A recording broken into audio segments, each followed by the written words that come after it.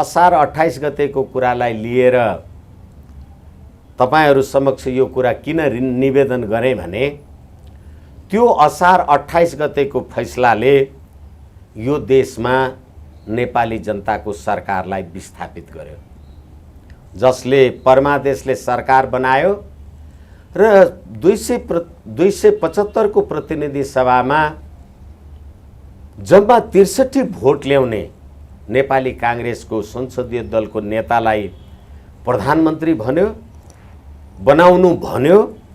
तर शेरबहादुर देउवाले अदालतमा निवेदन दिँदा पनि म संसदीय दलको नेता हुँ भनेका थिएनन्। डडेलधुराबाट निर्वाचित कुनै सदस्य हुँ भनेका थिए। नेपाली जनताको अभिमत बिना सर्वोच्च अदालतले कार्यपालिकाको अधिकार प्रयोग गर्यो। एक र अर्को कुरा, यही सर्वोच्च अदालत यो भन्यो भने त्यो आक्रोशको पनि सीमा हुन्छ। यही सर्वोच्च अदालत जसले नेकपा एमालेमा नेकपा माओवादीका प्रभु शाह लगायतका सदस्यहरू गए भनेर उनीहरूको संसद सदस्य समाप्त गर्ने पार्टीको निर्णय बमोजिम यिनीहरूकै संविधानको धारा 89 ले तिनीहरूको संसद सदस्य समाप्त गर्यो।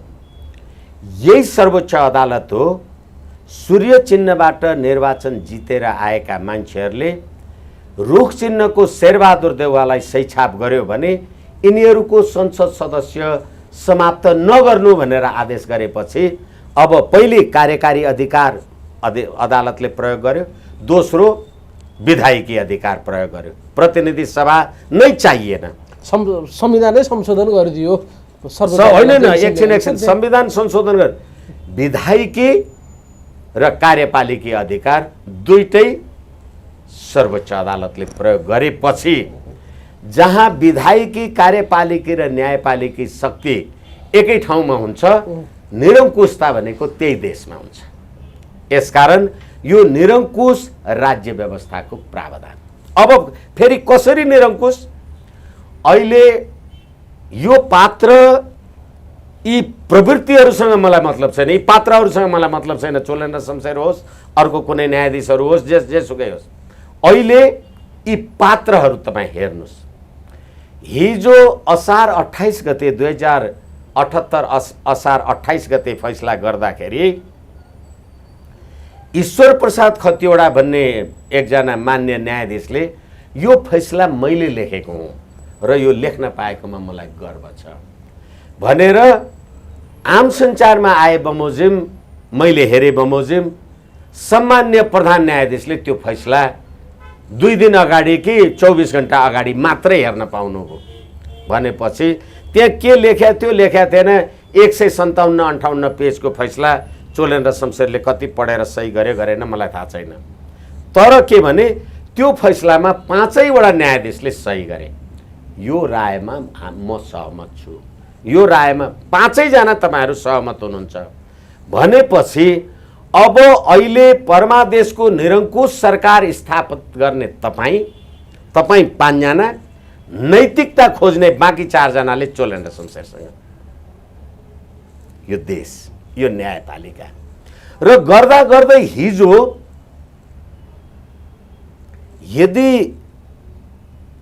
वर्तमान प्रधान न्यायाधीशको कार्यक्षमताको अभाव हो भने कुन मुद्दा, कुन कारण, कुन परिस्थिति तपाईँ एक कुरा बताउनुहोस् भनेदेखि हिजो उहाँसँगै बसेर 2 पटक प्रतिनिधि सभा विघटनको मुद्दामा फैसला गर्ने तपाईँ न्यायाधीशहरू चाहिँ सक्षम, त्यसलाई नेतृत्व गर्ने प्रधान न्यायाधीश असक्षम भन्ने कुराको नैतिक आधार के छ? त्यस कारणले भन्नुभएको छ र परमादेश जारी गरेका कारणले प्रधान न्यायाधीश अयोग्य भन्ने विषय उठेको हो र उहाँले त परमादेशको पैँचो या बैना जेसुकै भनौँ त्यो बापत कार्यपालिकामा भाग खोज्नुभयो मात्रै खानुभयो। त्यस कारणले गर्दाखेरि न्यायपालिकाको बेइज्जत गर्नुभयो, हुर्मत लिनुभयो। त्यसकारण उहाँले अब प्रधान न्यायाधीशको कुर्सीमा बस्ने हैसियत गुमाउनु भयो, उहाँले राजीनामा दिनुपर्छ भन्ने मत उहाँहरूको छ है। यो इज्जत हुनेको बेइज्जत हुन्छ। तपाईलाई एकैछिन अब यो नभन्दा भन्दा तपाईले संविधानको धारा 284 मा संवैधानिक परिषद बनाउनु भयो र सोझो कुरा गर्ने हो भने हामी 5 जना चोलेन र शमशेर लगायत तपाईँ आनन्दमोहन भट्टराई, तपाईँ ईश्वर खतिवडा, हामी 5 जना भएर हामीले परमादेशको सरकार बनाएको हो। यसमा विवाद छैन। 5 जनाको 5 जनाले बनाएको। एकछिन 5 जनाले सरकार बनायौँ अनि हिस्सा चाहिँ प्रधान न्यायाधीशले मात्रै खोज्यो। फेरि अर्को कुरा, जिम्मेदारी चुनौतीका साथ म तपाईँलाई भन्दैछु, फैसला लेख्ने तपाईँ अनि तपाईँहरू 4 जना फैसला लेख्ने, म सम्मान्य प्रधान न्यायाधीशलाई तपाईँ 12-18 घण्टा अगाडि मात्रै दिने अनि त्यसमा म पनि सहमत छु भनेर मैले सही गरेँ। भाग मैले खोजेँ कि तपाईँहरूले खोज्नुभयो? मैले खोजेँ भने जसरी 4 जना न्यायाधीशहरूले यो कुरा गरे भनेर आम सञ्चारमा आयो, सरकार थाप दिने कुरा त उनीहरूले पो गराएर छ त, चोलेन र एक्लैले त गर्दा हुँदैन थियो। जसले थापिदियो उसले भाग खोजेन अनि म एक्लैले थाप्न सक्थेँ र मैले भाग खोजेँ। एकछिनलाई मान्नुहोस्, त्यो त नाङ्गो रूपमा बाहिर आइसक्यो सर। फेरि अब यसमा तर्क गरिरहनु पनि जरुरी छ र भनेको। प्रश्न उठेपछि मन्त्री खाइसक्नुभयो, उहाँको जेठानले राजीनामा दिइसक्नुभयो, सबै चिजहरू भइसक्यो, बाहिर आइसके। तपाईँहरू अलि धैर्यताको लागि म अपेक्षा गर्छु। त्यही कुरा हो भन्ने हो भने ल मैले परमादेशको सरकार बनाएँ, म प्रधानमन्त्री बनाउन सक्छु भने मैले 2टा मन्त्री बनाएँ भने के गल्ती?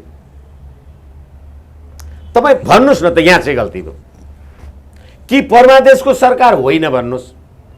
परमादेशको सरकार त 5 जनाले बनाएको परमादेशको सरकार, अनि त्यहाँ मन्त्रीको भाग मागे भने 5 जनाले मागे भएको थियो। तपाईँ कुरा गर्नुहुन्छ? नाम गजेन्द्र हमाल भयो होला, विष्णु प्रसाद कमाल भयो होला, फैसला त 5 जनाको हो नि। तपाईँले चाहिँ भाग माग्नु भएन, किनभने यो फैसला लेख्न पाएर म धन्य छु भन्ने ईश्वर खतिवडा र त्यो फैसलामा नेपालको प्रतिनिधि सभालाई भारतको प्रदेश सभासँग तुलना गरेर फैसला लेख्ने तपाईँहरू होइन? भारतको संविधानको धारा 385-79 भनेर। अब भाग पाउनुभयो, मन्त्री खाइसक्नुभयो भने त एक्लै सम्मान्य प्रधान न्यायाधीशले यो फैसला गरेको हो भने फेरि पनि तपाईँहरूको धैर्यताको अपेक्षा गरौँ। त्यो मुद्दामा सुनवाई गर्दै गर्दा सम्मान्य प्रधान न्यायाधीशलाई वकिलहरूले के भन्नुभयो? तपाईँहरूले यो न्यायाधीश नराख र त्यो राख भने हो कि होइन? तपाईँहरूले भने बमोजिम न्यायाधीश राखे हो कि होइन? तपाईँले भने बमोजिम न्यायाधीश राखिदिएपछि भने बमोजिम फैसला आएको हो कि होइन? भने बमोजिम फैसला आइसकेपछि अहिले चोलेन्द्रलाई होइन तपाईँ राजीनामा गर्ने र जानुस् भन्नका लागि जाने आनन्दमोहन भट्टराईजीहरू त्यो फैसलाको सहभागी हो कि होइन?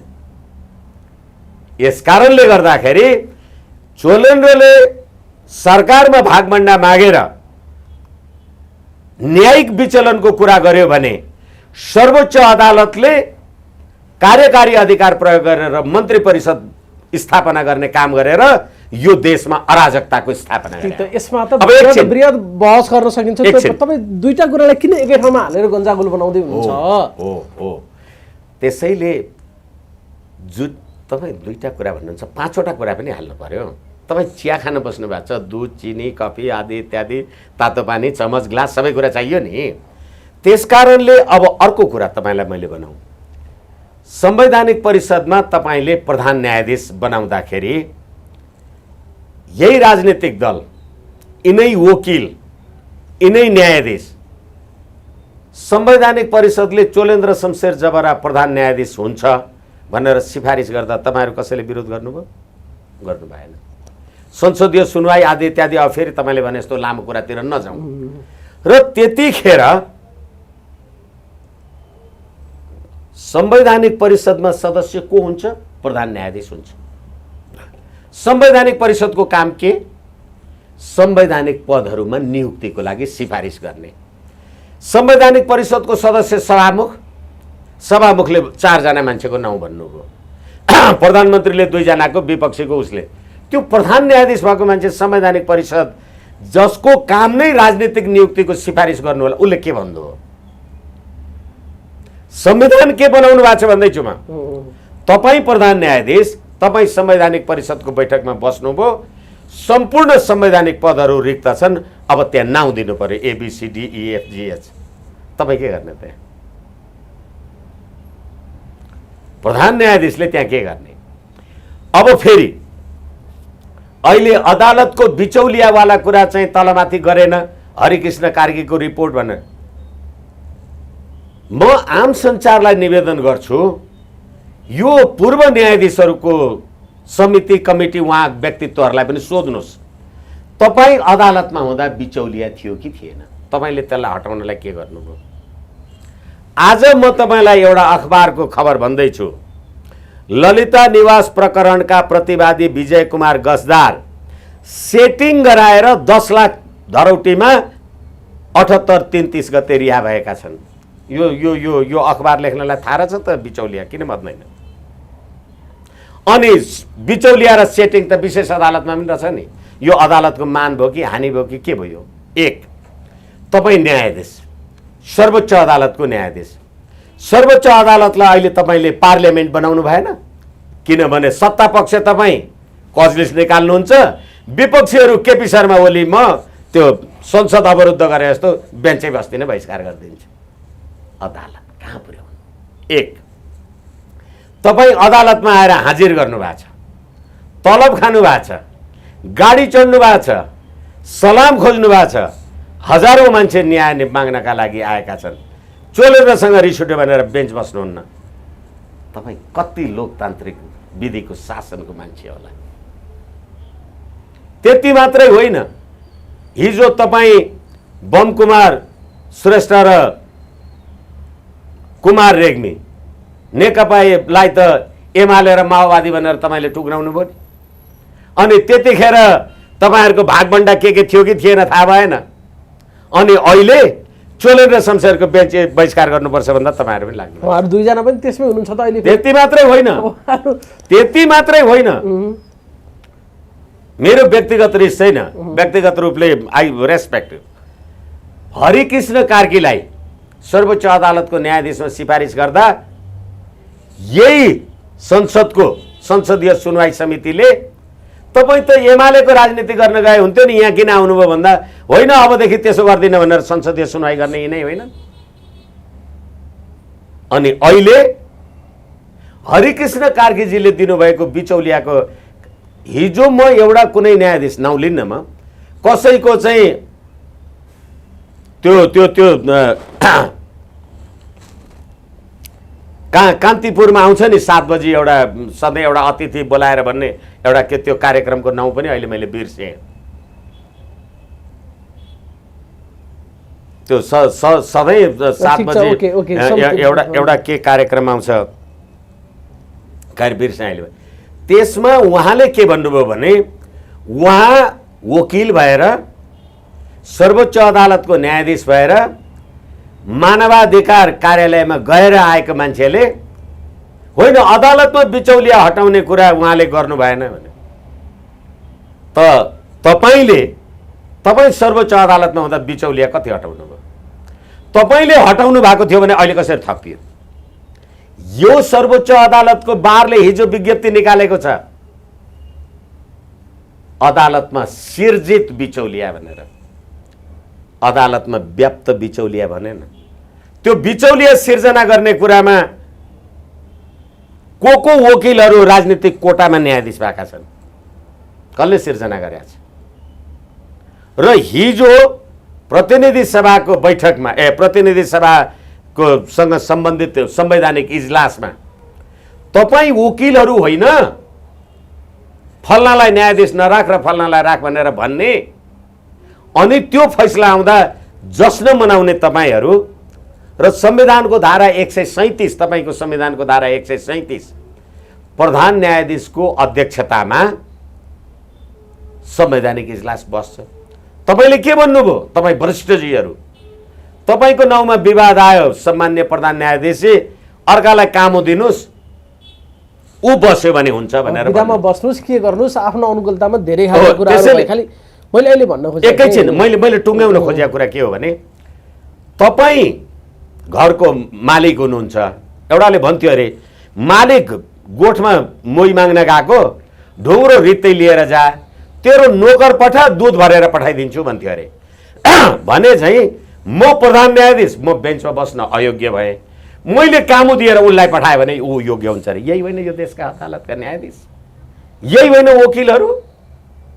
तपाईँ आफै नहुने तपाईँले विष्णु भट्टराईलाई पठाएको छ भने हुन्छ हुन्छ श्रीमान। यो हेर्नुहोस्, फेरि म तपाईँलाई भन्दैछु, यो देशको बारले 77/4/26 गते प्रधान न्यायाधीश चोलेन्द्र शमशेरलाई भेटेर भन्यो नेपालका न्यायाधीशहरूमा कार्यक्षमताको अभाव छ, तिनीहरूलाई दीक्षित गर्नुपर्छ भनेको। चोलेन्द्र शमशेर चाहिँ ओके रहेछ, अरू चाहिँ सबै दीक्षित गर्नुपर्ने रहेछन् नि। अहिले जसले इजलास बहिष्कार गरिरहेका छन् उनीहरू चाहिँ दीक्षित रहेछन् नि। अनि त्यहाँबाट ती सबै दीक्षित भएको भएदेखि तिनीहरूलाई दीक्षित गर्नुपर्ने रहेछ भनेदेखि अब अहिले तिनै न्यायाधीशले बेन्च बहिष्कार गरे भन्दा हामी पछाडि लाग्छौँ भन्ने यही बार नैतिकता हेर्नुहोस्। अनि जनताले इन्साफ पाउने कुराको के कसुर गरेर तपाईँ झगडा गरेर जनतालाई न्याय दिनुहुन्न? कुरा गर्ने यति धेरै दबाब उहाँमाथि छ राजीनामाको लागि। नेपाल बार एसोसिएसन न्यायाधीशहरूले बेन्च बहिष्कार गरेका छन्, सारा भनिसके मैले बोलेका छन् राजीनामै दिनुपर्छ। तपाईँलाई मैले भनिसकेँ। एउटा देशको वरिष्ठ अधिवक्तासँग म कुराकानी गर्दैछु कि के म आफै कन्फ्युज भइरहेको छु। सबै एकतिर लागिरहेछन् अहिले राजीनामा दिनुपर्छ, हामी बहसै गर्दैनौँ भनेर। तपाईँ फेरि किन यस्तो कुरा गर्दै हुनुहुन्छ अहिले? तपाईँ वकिल भएर तपाईँको कर्तव्य के? तपाईँ मुद्दामा बहस नगर्ने हो भने तपाईँ मेरो क्लाइन्ट भएर 5,000 किन खानुहुन्छ? बहस गर्दिनँ भन्ने तपाईँ। हिजो तपाईँ त्यही चोलेन्द्रकोमा श्रीमान भनेर बिहान बेलुका जदौ गरेर जाने मान्छे होइन तपाईँ?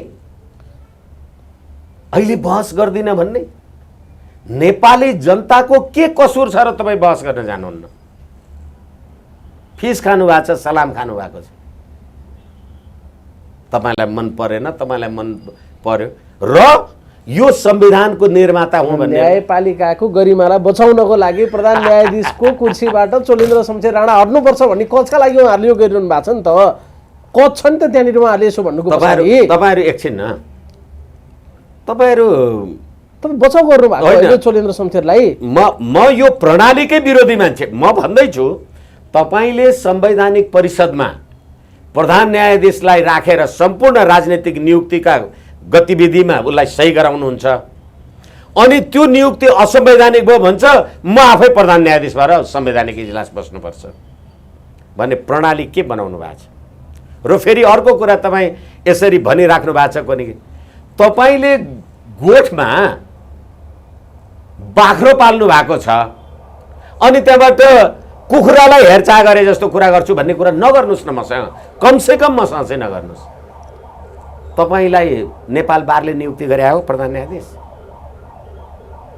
यो अहिले पूर्व न्यायाधीशहरूले गरे हुन्? यति धेरै गम्भीर नैतिक आचरणको प्रश्न उठिसके पछाडि उहाँले बाटो खाली गरिदिनुपर्छ भन्ने खोजका लागि मात्र उहाँहरू बोल्नु भएको छ। एकछिन हामीले नियुक्ति गरे हो त छोड यहाँ ऊ भनेको छ र कुरा भएन। मैले तपाईँलाई नैतिकताको कुरा गरिसकेँ। यही सर्वोच्च यही नेपाल बार एसोसिएसन हो जसले 77/4/26 गते नेपालका न्यायाधीशहरूमा कार्यदक्षताको अभाव छ भनेर चोलेन्द्र शमशेरकोमा भन्न जाने, अनि भोलिपल्ट सारा तिनै वकिलहरू तिनै न्यायाधीशकोमा गएर श्रीमान मेरो पक्षमा फैसला होस् भनेर बहस गर्न जाने यिनै वकिल होइनन्? कसको नैतिकता खोजे तपाईँले?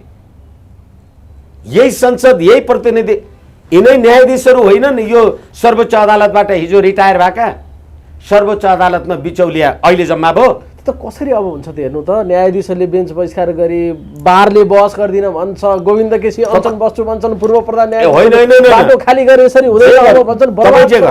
तपाईँ जे गर्नुहोस् छ हामी सक्नु होइन। तपाईँको नाउँ इजलास number 1 mister A mister B र कज लिस्ट आएको छ, अनि तपाईँ साइडमा लेख्नुहुन्छ बेन्च नबसेको। बेन्च नबस्ने कारण के हो तपाईँ जनतालाई भन्नु पर्यो कि परेन? ठुलो लोकतन्त्रका कुरा गर्नुहुन्छ त होइन भने नेपाली जनताको के कसुर भएर जनताले इन्साफ नपाउने मलाई भन्नुहोस् न। अनि तपाईँ तलब खानुहुन्छ, हाजिर गर्नुहुन्छ, गाडी चढ्नुहुन्छ, सलाम खानुहुन्छ, काम गर्नुहुँदैन। कति नैतिक कि अनैतिक तपाईँहरू आफै विचार गर्नुहोस्। नैतिकता खोज यसो भन्दै हुनुहुन्छ अहिले यो प्रकरणमा प्रधान न्यायाधीशले राजीनामा दिनु पर्दैन त्यसो भए? एकैछिन हो, न्यायाधीशले उसले दिनु राजीनामा उसको खुसीको विषय हो, दिन्छ कि दिँदैन। जे कारणले राजीनामा मागिएको छ त्यसका कारणले दिनुपर्छ कि पर्दैन प्रधान न्यायाधीश? यहाँ कुनै कारणै छैन। के कारण भयो? कारण त उहाँले मन्त्री परिषदमा भाग खानुभयो, अनि परमादेशमा सरकार बनाइदिनु भयो नि त। यस कारणले गर्दाखेरि परमादेशले सरकार बनाउने संविधानको धारा 76(5) ले राष्ट्रपतिले प्रधानमन्त्रीमा नियुक्ति गर्छ। चोलेन्द्र शमशेर लगायतका तपाईँ सर्वोच्च अदालत होइन, सर्वोच्च अदालतले प्रधानमन्त्री नियुक्ति गर्नु भन्छ भने त्यसो यसो गरौँ न त, यसलाई स्पष्टसँग बुझ्नलाई अहिले जे कारण देखाएर राजीनामा मागिएको छ त्यो कारणले चाहिँ राजीनामा दिनु पर्दैन हो तपाईँले भनेको? एकैछिन, म पर्छ पर्दैन दुईटै कुरा भन्दिनँ। तपाईँलाई जसले नियुक्ति गर्यो त्यसले बर्खास्तै गर्ने हो, अनि तपाईँले आफ्नो खुसीले राजीनामा दिने र नदिने कुरा हो। मेरो करले तपाईँले राजीनामा दिने? अनि प्रधान न्यायाधीशले त भन्नुभएको छ सडकमा कोही उफ्रिएर राजीनामा माग्दैमा म राजीनामा दिने छुइनँ, विधि पद्धति प्रक्रिया संविधानबाट प्रधान न्यायाधीश भएको हो, त्यही बमोजिम बहिर्गमनका लागि तयार छु भनेको सायद महाभियोग लगाएर हटाउँछौँ भने म तयार छु उहाँले भन्नुभएको होला। त्यसो यो पोइन्ट ठिक छ त्यसमै हो? त्यसरी हेर्दा होइन, यो ठिक छ म भन्दिनँ। तपाईँले कस्तो प्रणाली बनाउनु भयो जसलाई न्यायाधीशलाई तपाईँले सम्पूर्ण राजनीतिक नियुक्ति गर्ने संस्थामा लगेर राख्नुभयो? त्यो राजनीतिक संस्थामा गरेका नियुक्ति असंवैधानिक छ भनेर जनता उजुर गर्न पाउँछन्, अनि त्यही असंवैधानिक भयो भनेर फैसला हेर्ने मान्छे मैले राख्नुभयो। अनि म असक्षम कि तपाईँको प्रणाली सक्षम? यो सम्पूर्ण प्रणालीको असफलताको पराकाष्ठा हो, यो अन्त्य हुनुको विकल्प छैन। कसरी थेगिने त अब उहाँको अवस्था त नियन्त्रणभन्दा बाहिर जान लागिसक्यो नि त। उहाँले त अब कसरी चलाउनुहुन्छ? होइन, सर्वोच्च अदालत कसरी चलाउनुहुन्छ, कसरी चल्छ? केही विकल्प नरहेदेखि गोविन्द केसी अनसन बस्न तयार हुनुहुन्छ यहाँ, अरू कुरै छैन। त्यसैले हरेक पद्धति हरेक प्रणालीहरू अनसन र हडताल गरेर हुन्छ भने कानुन किन बनाउनु पर्यो? होइन भनेदेखि म जुन प्रक्रियाबाट आएँ त्यही प्रक्रियाबाट निकाल्नुहोस् र सधैँ हरेक कुरा हुँदा गोविन्द केसी नै अनसन बस्नुपर्छ, अरूले त आँट गर्नु पर्यो नि भोको बस्नलाई। यो अब त गर्दा हाँस्दा हाँस्दै पनि हाँस्नलाई पनि हाँसो सिद्धिसक्यो यो गणतन्त्रको गाई जात्रा देखेर। त्यसैले अहिलेको नेपालको न्याय प्रणाली, जसरी मैले बारको कुरा पटक पटक तपाईँलाई निवेदन गरेँ, र न्यायाधीश हिजो जुन त्यो फैसलामा सही गर्नलाई दायाँ बायाँ छन्, न्यायाधीश जो माधव कुमार नेपालको संसद सदस्य जानु हुँदैन, यो प्रभु शाहको जानुपर्छ भनेर फैसला गर्छन्, न्यायाधीश त्यो पार्टी एउटा पार्टीलाई टुक्र्याएर दुईटा बनाउँछन् अनि अहिले अनसन बस्छन्। यो अघि भन्दै हुनुहुन्थ्यो यदि भाग खाएको हो भने त्यसमा एकजनाको मात्र दोषी छैन, यी पाँचैजनालाई भाग लागेको छ। त्यसो भए त्यो भन्न खोज्नु भएको होइन? आदेश जारी गरेर पाँचजना न्यायाधीशहरू जोडिन्छन्। त्यसो होइन, सम्पूर्ण सर्वोच्च अदालत, सम्पूर्ण सर्वोच्च अदालत। किनभने अहिले जसरी त्यो अरू न्यायाधीशहरू इजलास बहिष्कार गरिराख्नु भएको छ, त्यो बाँकी चारजनालाई बचाउन राखेपछि मतियार त हुनुभयो होला नि त। होइन भने ल पाँचजनाले त फैसला गरेछन्, तपाईँ किन? अनि यही अदालतका न्यायाधीश नेकपा एमालेका संविधान सभाका समानुपातिक के कोनी के सदस्यहरू होइन नि, छैनन्? ललिता निवासमा कुमार रेग्मी भन्ने मानिस मान्य न्यायाधीश ललिता निवास जग्गा प्रकरणमा संलग्न हुनुहुन्न, विवाद उठ्या होइन, नैतिकताका कुरा गर्नुहुन्छ मसँग। त्यसकारण यो पद्धतिको अवसान हो, मैले भन्दैछु, व्यक्तिको कुरा गरिरहेको छैन। त्यसो भए राजीनामा दिने हो भने पाँचैजनाले दिनुपर्छ भन्ने मत पनि कोही कसैले कता कता उठाइरहेछन्, तपाईँलाई पनि त्यस्तै लाग्यो हो? यदि राजीनामा दिने भएर हुने हो भने, किनभने यसको जरो त त्यहाँ गएर गाँच्यो नि। हामीले पटक पटक असार 28 को फैसलामा लगिरहेछौँ नि विषयवस्तुलाई। यो भागको कुरा पनि तिमीलाई आयो होला।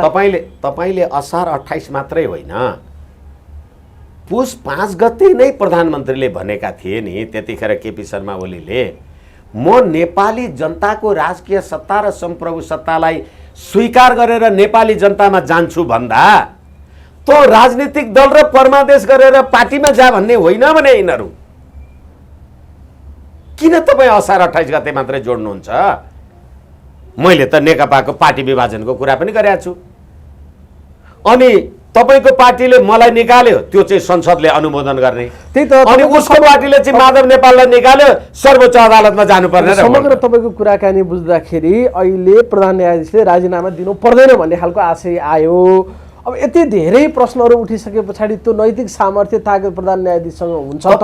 कोसँग नैतिकता खोज्दै हुनुहुन्छ कि सबै नैतिकतै नभएका मान्छेहरू छन्? छैनन् भनिदिन्छु म तपाईँलाई। किनभने तपाईँ चोलेन्द्र शमशेर प्रधान न्यायाधीश हुँदाखेरि फुलमाला लिएर तपाईँ लाइनमा बसेकै हो न्यायाधीश। तपाईँ त्यो 5 जनाले फैसला गर्दा पटक पटकका 5-5 जनामा तपाईँहरू बसेकै हो। अनि तपाईँ मन्त्री प्रधानमन्त्री भएको मान्छे, तपाईँले संवैधानिक परिषद दीपक राज जोशी प्रधान न्यायाधीश हुन्छ भन्नुभयो। संसदीय सुनवाई समिति तपाईँकै पार्टीका संसदीय दलका मान्छेहरूले संसद सदस्यहरूले हुँदैन भन्नुभयो। नैतिकता तपाईँको कहाँ थियो? तपाईँले मलाई प्रधान न्यायाधीश भनेर राजनीतिक नियुक्ति गर्ने संवैधानिक परिषदमा राख्नुभयो। मैले सारा संवैधानिक पदहरूमा नियुक्तिको लागि सिफारिस गरेँ। अनि त्यहाँबाट त्यो असंवैधानिक भयो भनेर मेरै बेन्चमा मुद्दा आयो। मलाई अनैतिक भन्नुहुन्छ, तपाईँ के बनाउनु भएको? मान्छेले एउटा अचम्म चाहिँ के लागिरहेछ भने हिजो परमादेश चाहियो भनेर माग गर्ने अधिकांश मान्छेहरू अहिले चोलेन्द्र शमशेरले राजीनामा दिनुपर्छ भनिरहेछन् क्या। अनुहारहरू ठ्याक्कै छुट्टिएर यस्तो चाहिँ कसरी हुन्छ भन्नु खोजे? यो त्यही हुल छ कि अहिले यो मिसनमा पनि हो। त्यसै कारणले गर्दाखेरि यो अघि मैले अरू केही छ कि कुनाबाट भइरहेको खेल चलखेल भन्छन् नि, त्यसो भन्न खोजे? त्यसो त अमेरिकामा गएर एमसिसी ठिक भन्ने मान्छेहरू नेपालमा आएर बोल्न सक्छु कि सक्दैन भन्ने राज्य सत्तामा बसेका छन्। यो अलि अब जोड्नै पर्ने हुन्छ, के गर्ने। यो रामशरण महत भन्ने एउटा पात्र रहेछ। एमसिसी नेपाललाई हुँदैन भन्ने त कुकुरलाई घिउ नपचे जस्ता नेपाली जनतालाई कुकुर भनेर राज्य सत्तामा पुर्याउने यही चोलेन्द्रहरू होइनन् भने परमादेशले। नेपाली जनताको राजकीय सत्ता र सम्प्रभु सत्ता त चाहिएन। त्यसैले हडताल गर्नुहुन्छ, गोविन्द केसी गर्नुहुन्छ, अर्को केसी गर्नुहुन्छ। मलाई राजनीतिक नियुक्ति गर्ने पदमा राख्नुहुन्छ, मैले राजनीतिक पद गरेँ। तपाईँलाई प्रधानमन्त्री बनाइदिएँ, 2टा मन्त्री मागेँ अरे मैले, के फरक भयो त? होइन मैले मात्रै फैसला गरेको होइन, 5 जनाले गरे हो भन्नुहुन्छ भने मैले मात्रै मागेँ कि तिमी सबैले मागे?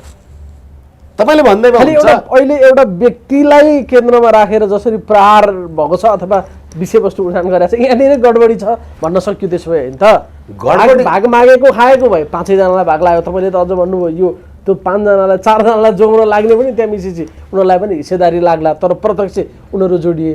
होइन भने एउटा व्यक्तिलाई किन निशाना बनाइयो भन्ने एउटा कर्नर क्वेसन त छ नि त।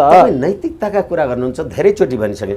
यो फैसलामा म सहमत छु भनेर हरेक फैसलामा न्यायाधीशले हस्ताक्षर छ, लेख्नुपर्छ। त्यहाँमाथि लेखेकै म भन्ने मान्छे त अनि त्यहाँबाट अहिले चोलेन्द्र त मात्रै आयो। यही बारको कुरा तपाईँलाई मैले 10 चोटि भनिसकेँ। अदालतमा न्यायाधीशहरूको कार्यक्षमताको अभाव छ भन्ने म, त्यही न्यायाधीशको गएर होइन श्रीमान मेरोमा त यो फैसला हुनुपर्छ भन्ने म।